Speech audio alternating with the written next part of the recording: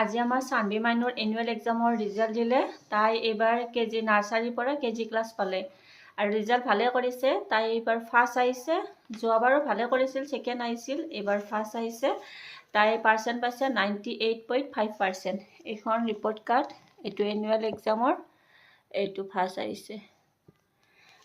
ভাল নম্বৰো পাইছে। ইংলিছত 98 পাইছে, মেথছত 99, হিন্দীত 99, জিকেত 50 ভিতৰত 47, ৰাইমছত 50 ভিতৰত 50, ড্ৰয়িঙত 50 ভিতৰত 50 আৰু ডিক্টেশ্যনত পাইছে 50 ভিতৰত 50।